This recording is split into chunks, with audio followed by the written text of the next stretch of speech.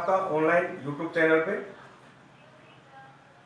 आज हम बात कर रहे हैं क्लास 12 ज्योग्राफी की। आज हम लोग बात कर रहे हैं क्लास 12 ज्योग्राफी। पहला जो अध्याय है उसके बारे में हम आज पढ़ेंगे। आज अध्याय का नाम है मानव भूगोल की प्रकृति और क्षेत्र। क्या नाम है अध्याय का? मानव भूगोल की प्रकृति और क्षेत्र। ठीक है ना। तो सबसे पहले भूगोल की हम बात करेंगे। भूगोल कि भूगोल क्या है। तो देखिए, भूगोल जिसे इंग्लिश में कहा जाता है ज्योग्राफी। क्या कहा जाता है? ज्योग्राफी। तो ज्योग्राफी शब्द का जो अर्थ होता है वो होता है पृथ्वी का वर्णन करना। अब वो किस तरीके से होता है? लेकिन यहाँ मैं आपको सब लिख रहा हूँ ज्योग्राफी। क्या लिख रहा हूँ? ज्योग्राफी। तो यहाँ ज्योग्राफी दो शब्दों से मिलकर बना है, यूनानी या लैटिन भाषा के, जियो प्लस ग्राफी। जियो का अर्थ होता है पृथ्वी या भूमि। जियो का अर्थ होता है पृथ्वी या भूमि, और ग्राफी का अर्थ होता है वर्णन करना। क्या होता है? वर्णन करना। तो यहाँ पर ज्योग्राफी शब्द का जो शाब्दिक अर्थ होगा वो यह होगा कि पृथ्वी का वर्णन करना तथा उसके बदलते रूप का वर्णन करना। पृथ्वी का वर्णन करना तथा उसके बदलते रूप का वर्णन करना। ये किसका शाब्दिक अर्थ होगा? ज्योग्राफी का। जैसे यहाँ हिंदी में हम क्या कहते हैं? भूगोल कहते हैं। क्या कहते हैं? भूगोल। भूगोल से भी हमें पता चल रहा है कि पृथ्वी कैसी है, पृथ्वी की आकृति कैसी मानी गई है। पृथ्वी की आकृति जो मानी गई है वो गोल मानी गई है। कैसी मानी गई है? पृथ्वी गोल है। कैसी है पृथ्वी? पृथ्वी गोल है। ठीक है ना बच्चों। आगे ध्यान देंगे, दोबारा से मैं बता रहा हूँ, मानव भूगोल की प्रकृति और क्षेत्र के बारे में हम अध्ययन कर रहे हैं, जिसमें सबसे पहले जो है ज्योग्राफी। ज्योग्राफी का शाब्दिक अर्थ होता है पृथ्वी का वर्णन करना तथा उसके बदलते रूप का वर्णन करना। ठीक है ना। दो शब्दों से मिलकर बना है, जियो प्लस ग्राफी। पृथ्वी, पृथ्वी का वर्णन करना। ठीक है ना। इन दोनों को हम क्या कर देंगे? मिला देंगे। अब आगे देखिए ज्योग्राफी। तो यहाँ ज्योग्राफी को भी दोबारा से दो भागों में वितरित कर दिया। सब्जेक्ट भूगोल, एक भौतिक भूगोल, दूसरा मानव भूगोल। एक यहाँ भौतिक भूगोल हो जाएगा, दूसरा मानव भूगोल हो जाएगा। भौतिक भूगोल जिसे हम क्या कहते हैं? फिजिकल ज्योग्राफी कहते हैं, जिसमें पृथ्वी, धरातल, नदियां, तालाब आदि का अध्ययन किया जाता है। दूसरा मानव भूगोल। इसमें मानव भूगोल में क्या किया जाता है? इसमें मानव और धरातल के बीच संबंधों का अध्ययन किया जाता है, मानवीय क्रियाओं का अध्ययन किया जाता है। ठीक है ना। फिर हम बात करते हैं भूगोल की परिभाषा की। किसकी बात करते हैं? भूगोल की परिभाषा की। तो देखिए, भूगोल की परिभाषा की हम यह बात करें तो सबसे पहले जो भूगोल की परिभाषा की बात करते हैं तो मानव भूगोल की परिभाषा की बात करेंगे हम लोग। किसकी बात करेंगे? मानव भूगोल की। तो एक विद्वान था जिनका नाम था फ्रेडरिक रेडजेल। क्या नाम था? Friedrich Ratzel. ध्यान देना, ये नाम आपको याद रखना है, क्योंकि इन्हें ही मानव भूगोल का पिता कहा जाता है। क्या कहा जाता है? मानव भूगोल का पिता कहा जाता है। किनको? फ्रेडरिक रेडजेल को। ध्यान देना बच्चों, फ्रेडरिक रेडजेल जिन्हें क्या कहा जाता है? मानव भूगोल का पिता कहा जाता है। ठीक है ना। तो रेडजेल क्या कहता है कि मानव भूगोल वह विज्ञान है, मानव भूगोल वह विज्ञान है जिसमें हम मनुष्य तथा वातावरण के पारस्परिक संबंधों का क्षेत्रीय आधार पर अध्ययन करते हैं। रेडजेल कहता है कि मानव भूगोल वह विज्ञान है जिसमें हम मनुष्य तथा वातावरण के पारस्परिक संबंधों का क्षेत्रीय आधार पर क्या करते हैं? अध्ययन करते हैं। रेडजेल के अनुसार इसमें क्या होता है कि मानव भूगोल और मानवीय समाज और धरातल के बीच विश्लेषण अध्ययन किया है। किसने? रेडजेल ने। कि मानव भूगोल, मानवीय समाज जहां पर मानव निवास करता है, और धरातल के बीच संबंधों का क्या है? विश्लेषण अध्ययन है। फिर ये मानव भूगोल के कई सारे उपक्षेत्र बताए हैं। जो उपक्षेत्र बताए हैं मानव भूगोल के उपक्षेत्र, तो देखिए यहाँ मानव भूगोल के उपक्षेत्र। तो यहाँ मानव भूगोल के उपक्षेत्रों में हम जब बात करेंगे तो पहले नंबर पर आता है सांस्कृतिक भूगोल। क्या आता है? सांस्कृतिक भूगोल।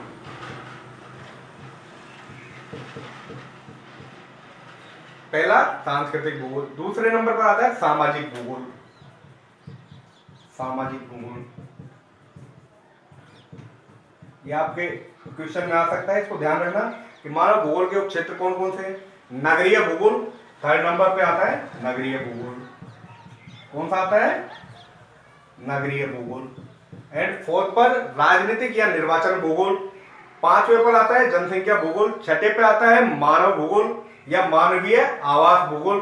सातवें पर आर्थिक भूगोल।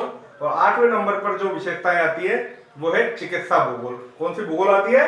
चिकित्सा भूगोल। तो आपसे वहां क्वेश्चन एग्जाम में वो मानव भूगोल के 5 प्रमुख क्षेत्रों के नाम पूछेगा। सांस्कृतिक भूगोल, सामाजिक भूगोल, नगरीय भूगोल, राजनीतिक भूगोल, चिकित्सा भूगोल। ये सभी आपको याद रखने हैं और एग्जाम में लिखने हैं। ठीक है ना? अब हम आगे बढ़ते हैं और फ्रेडरिक रेडजेल के बारे में थोड़ा सा दिन करते हैं। तो देखिए, फ्रेडरिक रेडजेल 18वीं शताब्दी में मानव भूगोल की स्थापना हुई थी या शुरुआत हुई थी। इन्हें मानव भूगोल का पिता कहा जाता है। किसको? फ्रेडरिक रेडजेल को। इन्होंने एक पुस्तक लिखी थी। पुस्तक का नाम था एंथ्रोपोजोग्राफी। क्या नाम था पुस्तक का? एंथ्रोपोजोग्राफी। ध्यान देना, ये इनकी पुस्तक का नाम है। कहाँ के विद्वान थे? ये जर्मन के विद्वान थे। कहाँ के विद्वान थे ये जर्मनी विज्ञान थे। ठीक है ना? तो फिर उसके बाद क्या होता है कि इनका एक शिष्य हो रहा है, या फिर बोले तो इनकी एक स्टूडेंट आती है, और उस स्टूडेंट का नाम होता है एलन सी सैम्पल। क्या नाम होता है? एलन सी सैम्पल। ठीक है ना? तो ये हमें ध्यान में रखना है।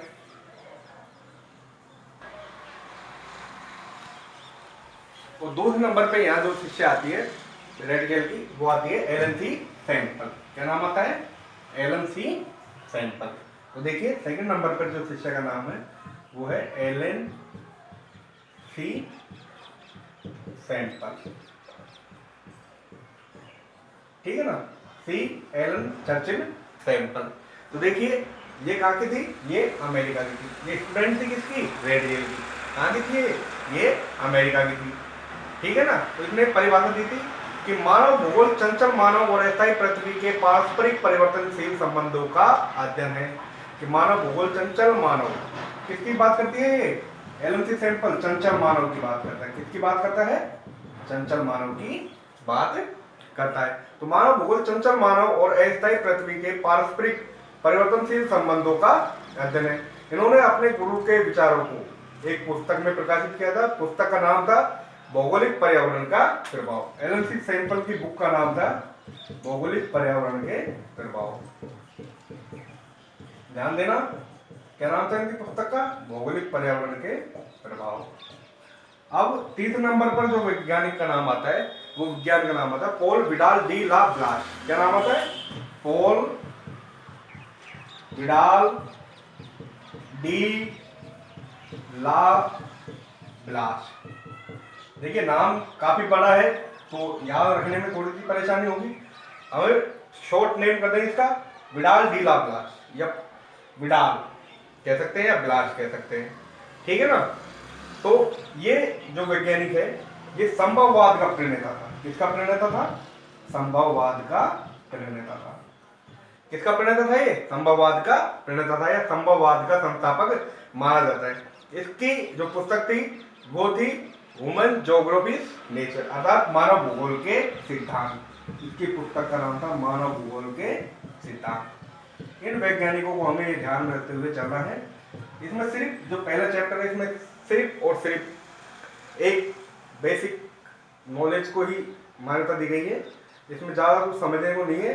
ये जो वैज्ञानिकों के नाम मैं यहाँ बता रहा हूँ, इनको आप एक बार अच्छे से ध्यान कर लीजिएगा। बोर्ड में ये सवाल पूछे जाएंगे, इनके अलावा कोई भी क्वेश्चन बाहर से नहीं आएगा। ठीक है ना? अब जो चौथा वैज्ञानिक है उसका नाम हम यहाँ पढ़ते हैं।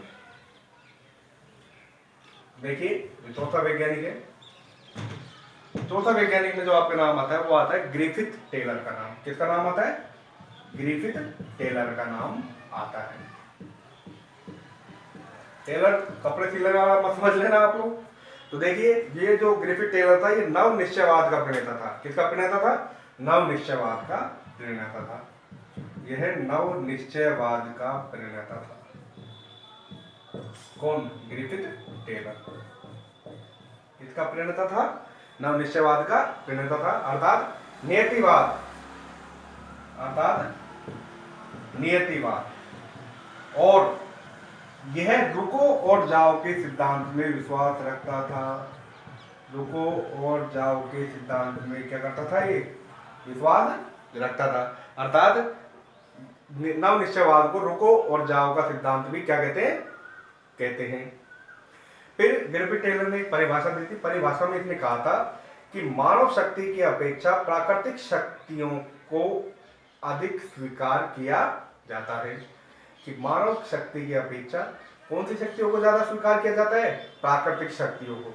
अर्थात मानव को प्रकृति का दास बताया है। किसने? ग्रिफिथ टेलर ने मानव को प्रकृति का दास बताया। तो देखिए, हम प्रकृति के बिना ना सांस ले सकते हैं, ठीक है ना, सांस ले सकते हैं, ना ही जीवित रह सकते हैं। उसके बाद जो अगला वैज्ञानिक आता है वो बहुत इंपॉर्टेंट वैज्ञानिक है, इसको ध्यान रखना है, पर देख लो आप लोग। अगला जो वैज्ञानिक आता है वो आता है जीन ब्रुंश। कौन आता है? जीन ब्रुंश। इसको मैं हटा देता हूं। देखिए, अगला जो वैज्ञानिक है वो है जीन ब्रुंश। जीन ब्रुंश ये जो वैज्ञानिक है, ये जो वो लंबा सारा नाम है ना, Paul Vidal de la Blache, ये उसका शिष्य है।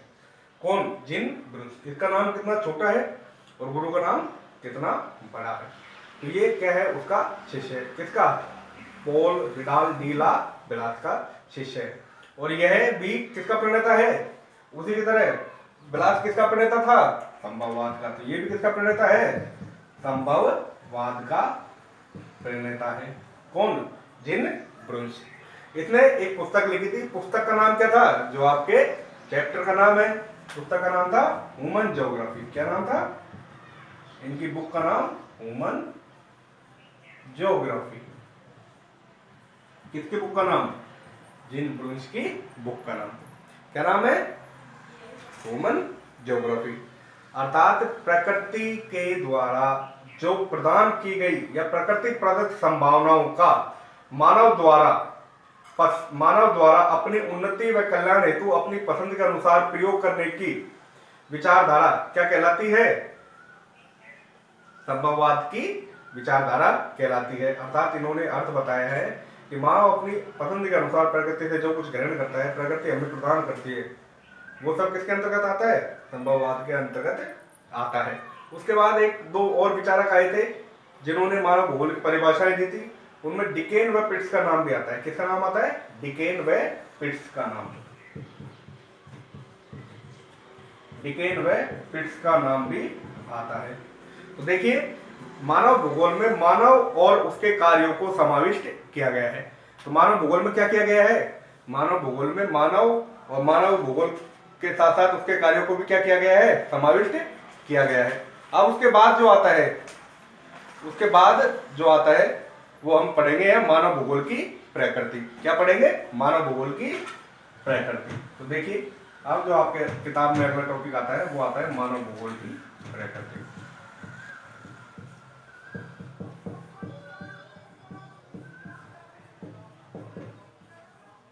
ध्यान देना कि मानव भूगोल के प्रदेशों में समायोजन व क्षेत्र संगठन के अध्ययन पर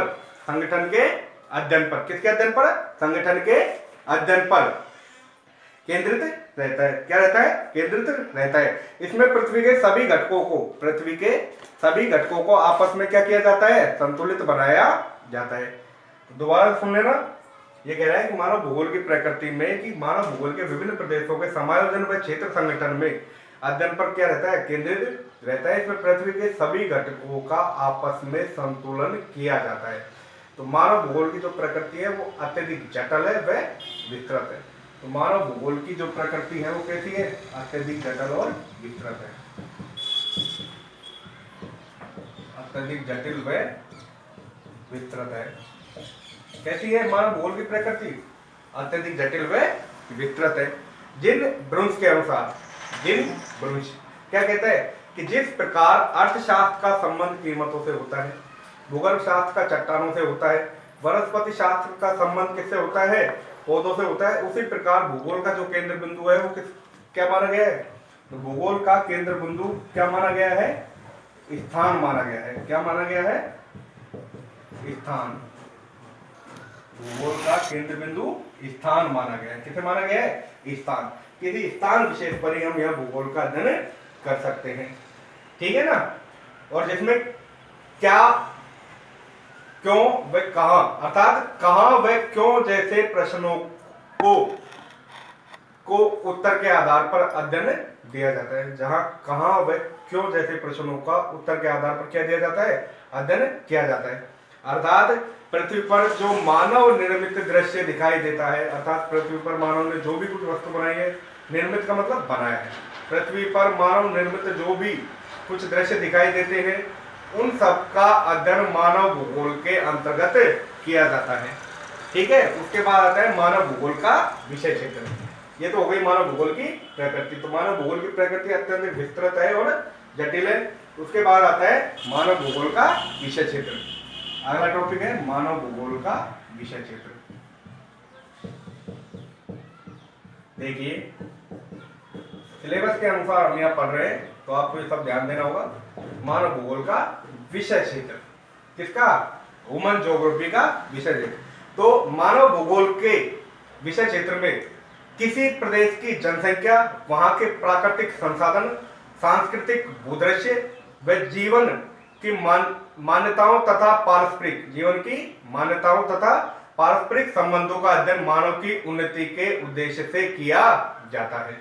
दोबारा से बोल रहा हूं कि किसी प्रदेश की जनसंख्या, वहां के प्राकृतिक संसाधन, सांस्कृतिक भूदृश्य व जीवन की मान्यताओं तथा पारस्परिक संबंधों का अध्ययन मानव की उन्नति के उद्देश्य से किया जाता है, ठीक है ना। तो पहला जो टॉपिक आता है वो आता है जनसंख्या। क्या आता है?